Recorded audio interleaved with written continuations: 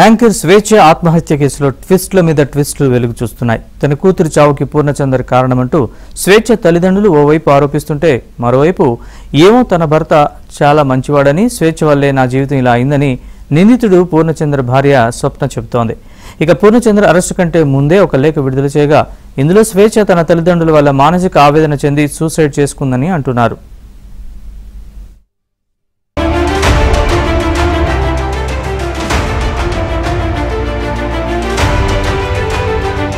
TV news anchor journalist స్వేచ్ఛ ఆత్మహత్య అందరూ ఉలిక్కి పడేలా చేసింది. ఎంతో చలాకీగా ఉండే స్వేచ్ఛ ఇలా ఆకస్మిక మరణం చెందుతుందని ఎవరూ ఊహించలేదు. స్వేచ్ఛ ఆత్మహత్య అనంతరం పూర్ణచంద్ర నాయక్ అజ్ఞాతంలోకి వెళ్లిపోవడంతో మరింత అనుమానాలకు తావిచ్చినట్లయింది. స్వేచ్ఛకి గతంలోనే వివాహం కాగా ఆమె తన భర్త నుంచి వెళ్లిపోయి పూర్ణచంద్రతో ఉంటోంది. అయితే స్వేచ్ఛ పూర్ణచంద్ర నాయక్ పెళ్లి చేసుకోవాలని కూడా నిర్ణయం తీసుకున్నారు. ఈ మధ్యలో పెళ్లి ప్రస్తావన తెచ్చిన ప్రతిసారి ఇద్దరి మధ్య విపరీతమైన గొడవలు జరిగేవి. దీంతో స్వేచ్ఛను దూరం పెట్టడం, ఆమెకు వ్యతిరేకంగా మాట్లాడటం, స్వేచ్ఛ ఏది చేసినా తప్పుగా చూడటం చేస్తూ వస్తున్నాడు.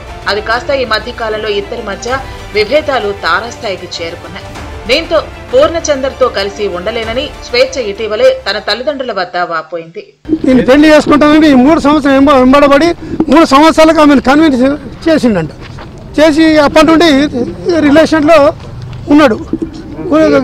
ఇప్పుడు 4 సంవత్సరాల నుండి వాళ్ళు సపరేట్గా రూమ్ తీసుకొని ఉంటున్నారు.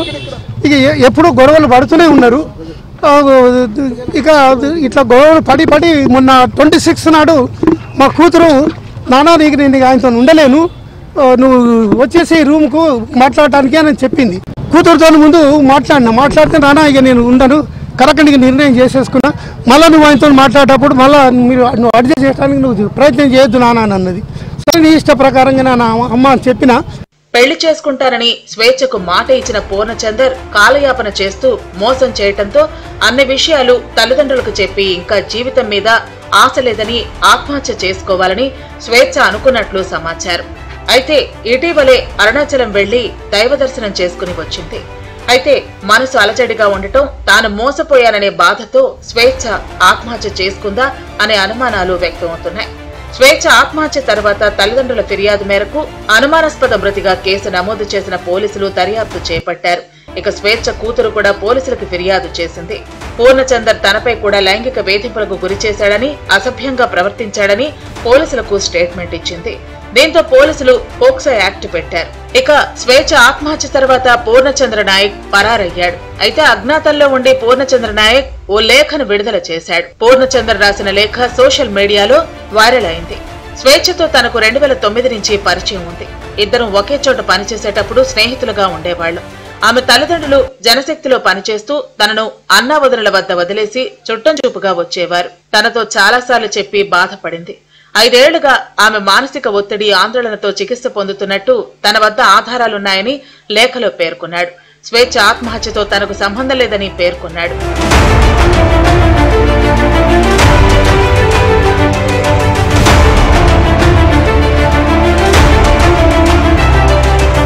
2020 అనంతరం స్వేచ్ఛ తనకు మరింత చేరువైనట్లు పూర్ణచందర్ అంగీకరించారు. తల్లిదండ్రుల మధ్య తరచుగా జరిగే గొడవలు తట్టుకోలేకే రామ్సాగర్ నుంచి కవాడిగూడలో సొంతంగా ఇల్లు అద్దెకు తీసుకుందని ఆయన పేర్కొన్నారు. 2022లో తన కుమార్తెను కూడా తన వద్దకు తీసుకొచ్చి ఆమె బాధ్యతలన్నీ తానే చూసుకుంటానని చెప్పినప్పటికీ తండ్రి స్థానంలో తాను ఆ పాప సంరక్షణ బాధ్యతలు చూసుకున్నానని పూర్ణచందర్ వెల్లడించారు.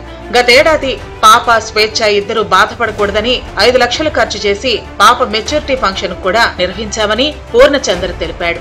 అంతేకాకుండా స్వేచ్ఛ డిప్రెషన్, ఆందోళన, మానసిక ఆవేదనల నుంచి బయటపడటానికి అనేక సార్లు ఆసుపత్రికి తీసుకువెళ్లానని, ఆ రిపోర్ట్స్ అన్ని తన గదిలో ఉన్నాయని లేఖలో పేర్కొన్నారు.